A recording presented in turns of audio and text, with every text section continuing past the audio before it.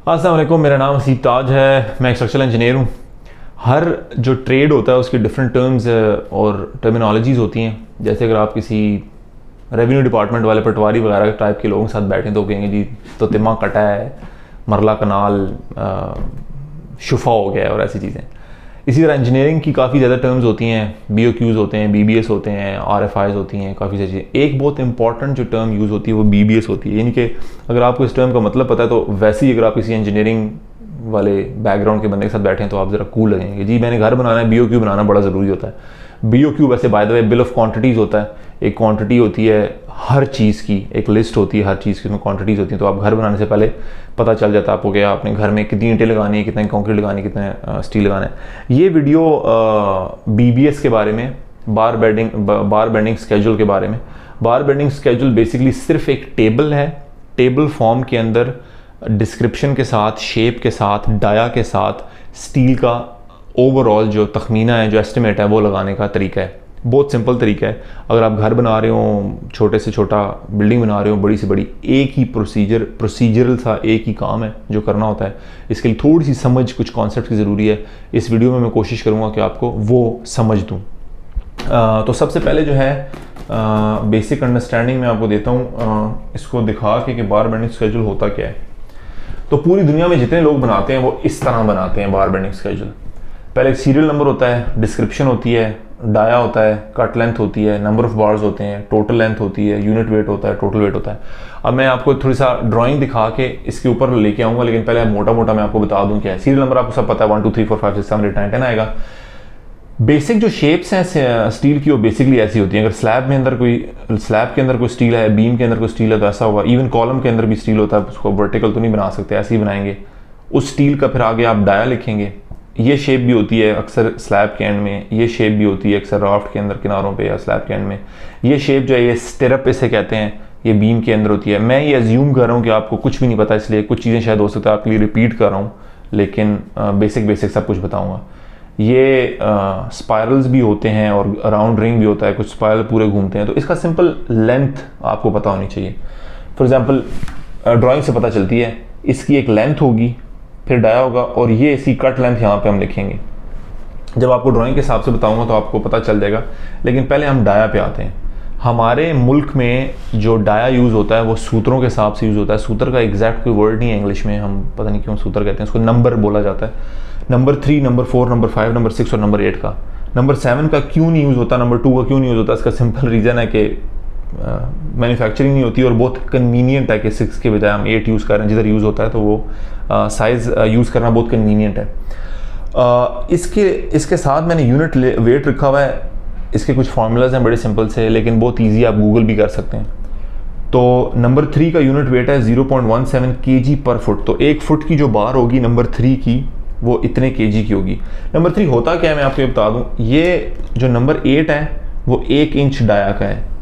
तो ये जो लेंथ है यहाँ से यहाँ तक, ये 1 इंच अगर होगी, खैर मैंने उल्टा लिख दिया, आपकी तरफ से ये होगा 1 इंच जो होगी, ये नंबर 8 होगा। तो बेसिकली नंबर 8 1 इंच है, तो इसका मतलब है 3 जो है वो 3/8 ऑफ एन इंच है। 4 जो है वो आधा इंच है, यानी कि 4/8 ऑफ एन इंच।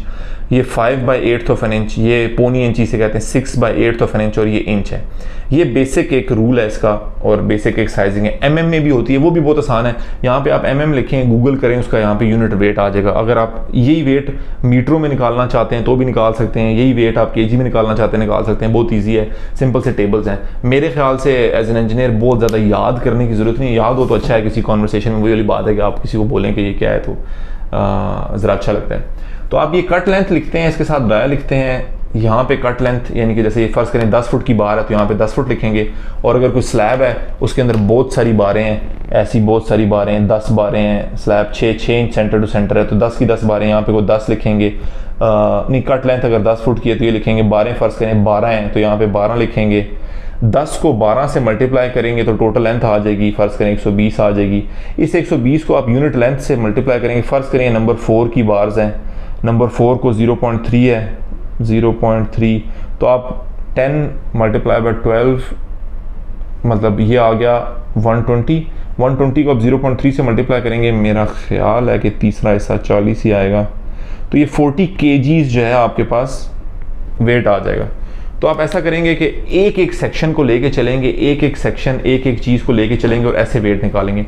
एंड में आप क्या करेंगे कि जी नंबर 3 का इतना आपका स्टील लगता है, नंबर 4 का इतना स्टील लगता है, नंबर 5 का इतना स्टील लगता है। इससे बहुत सारे एडवांटेजेस होते हैं। एक एडवांटेज ये है कि आप अपने स्टील फिक्सर को बताएं जी कि ये आपने स्टील काटना है, बस सिंपल है, मैनेज करना आसान। एक ही है कि आप साइड के ऊपर इतना स्टील ऑर्डर करना है, आपको पता है कि जी कॉलम का इतना ऑर्डर करना है, स्लैब का इतना ऑर्डर करना आसान होता है। एक ही होता है कि चोरी साइड के ऊपर हुआ है नहीं हुआ, आप बारें गिन के चेक कर लेते हैं कि थेफ्ट कंट्रोल हो जाता है। ओवरऑल मैनेजमेंट ईजी हो जाती है, कटिंग ईजी हो जाती है, फाइनेंशियल प्लानिंग ईजी हो जाती है, बिल्डिंग की प्लानिंग ईजी हो जाती है, टाइम करना ईजी हो जाता है। तो बेसिकली बस ये टेबल होता है जो आप टेबल बनाते हैं। अब मैं आपको नक्शे पे दिखाता हूँ ड्राइंग को पढ़ते कैसे हैं, और ड्राइंग के ऊपर कुछ बेसिक कॉन्सेप्ट्स हैं जो आपको आने चाहिए।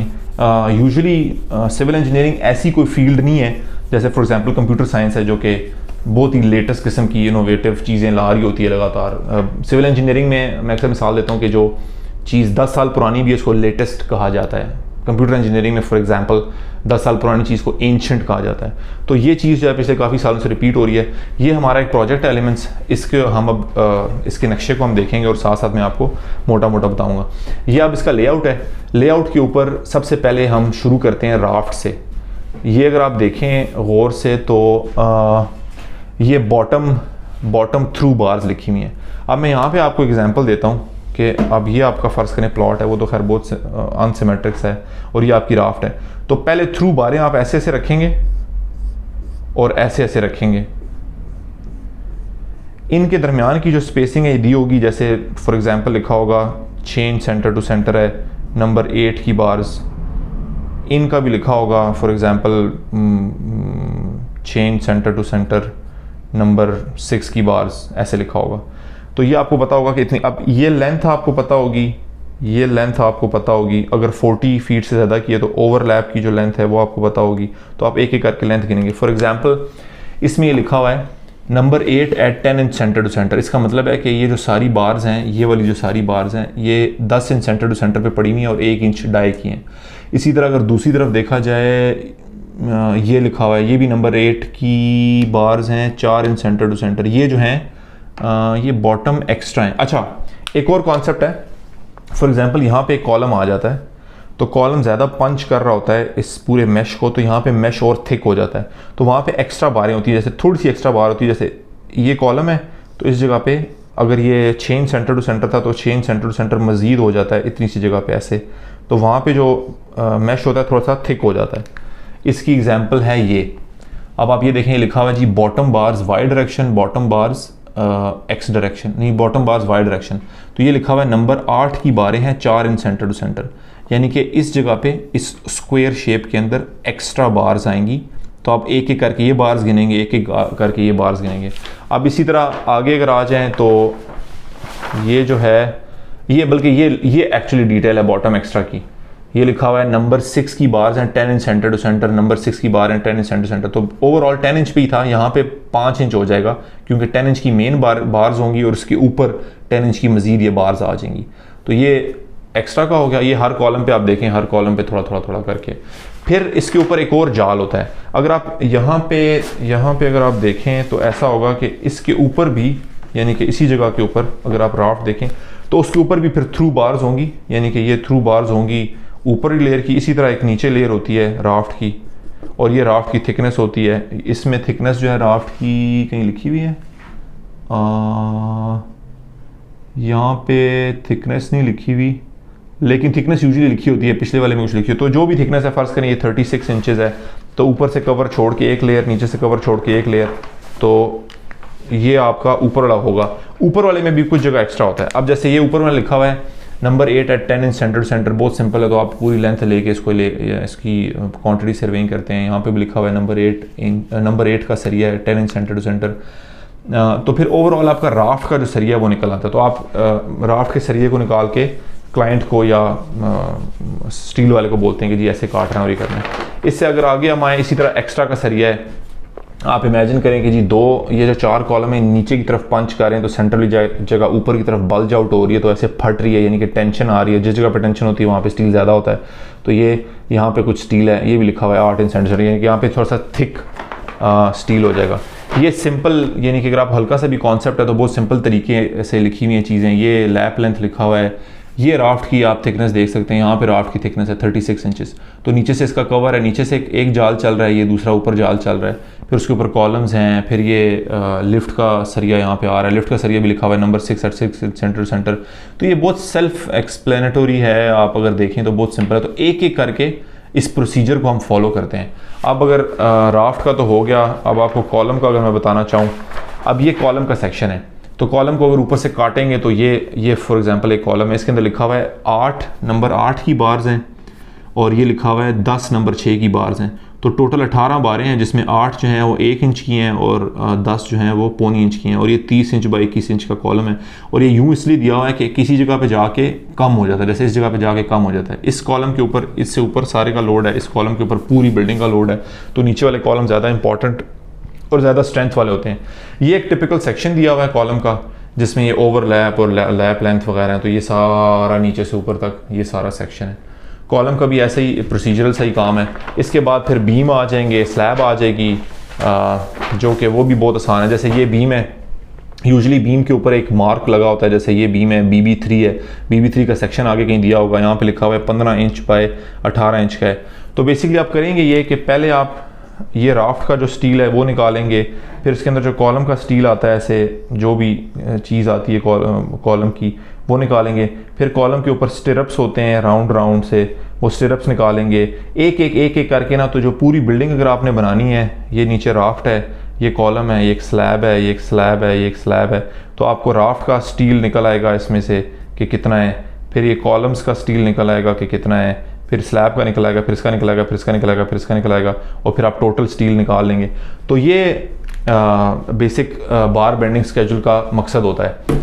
ये है बहुत प्रोसीजरल सा काम, इसलिए अक्सर लोग एक्सेल शीट इसके लिए यूज़ करते हैं, बहुत आसान है। मैं कोशिश करूँगा कि आपको लिंक दे दूँ गूगल का, पहले भी ना से किसी ने मांगा था मुझे यूट्यूब की वीडियोस में, तो लिंक दे दूँगा। आप लिंक के ऊपर जाएंगे तो बहुत अच्छा आपको समझ आ जाएगा। तो बेसिकली है ही प्रोसीजर, आप उसके अंदर शेप शायद इतनी आसानी से ना डाल सकें, लेकिन वो कैलकुलेट आपको खुद ही करके दे देगा। तो जितने फ़र्ज़ करें नंबर 3 डायक है, वो एग्जैक्ट समरी के अंदर डल जाएगा कि जी नंबर 3 का टोटल इतना है, नंबर 4 का इतना है, नंबर 5 का इतना है। ओवरऑल अगर आप गूगल भी करें और भी कोई वीडियो देखें तो बहुत ही प्रोसीजरल सा काम है, लेकिन आना चाहिए। और एक दफ़ा अगर अपने हाथ से आप गुजार लें तो एक ऐसी स्किल है जो कि सिविल इंजीनियरिंग में पिछले बहुत सालों से बहुत ज़्यादा यूज़ हुई है, और अगले बहुत सालों में बहुत ज़्यादा यूज़ हो रही होगी। ये बिल्कुल कंप्यूटराइज्ड इसलिए नहीं हो सकती क्योंकि हर बिल्डिंग का डिज़ाइन डिफरेंट होता है। जैसे ये बिल्डिंग अगर देखें तो इसका बहुत अजीबोगरीब सा लेआउट है, इसकी जो फाउंडेशन है वो एक साइड से पतली हो रही है, कम ज़्यादा हो रही है, तो जो सिमेट्री है वो हर जगह कॉन्टिन्यू नहीं होती, और जो स्टील का साइज़ है वो हर जगह नहीं होता, जो स्टील का डिज़ाइन है वो हर स्ट्रक्चरल इंजीनियर सेम नहीं करता। तो ये एक ऐसी जॉब है जो कि I think it will be there for years and years to come, for decades and decades to come. तो ओवरऑल अगर ये स्किल आपके पास हो तो ये एक ऐसी स्किल है जो कि एस्टिमेशन में, क्वांटिटी सर्वेइंग में आपकी बहुत मदद कर सकती है। अगर इस बारे में कोई सवाल है, और डेफिनेटली कोई ना कोई लाजमी होंगे, तो मुझे लाजमी बताइएगा कमेंट्स में। मैं कोशिश करूँगा कि उसका जवाब दे सकूँ। Thank you so much for listening, thanks a lot for your time.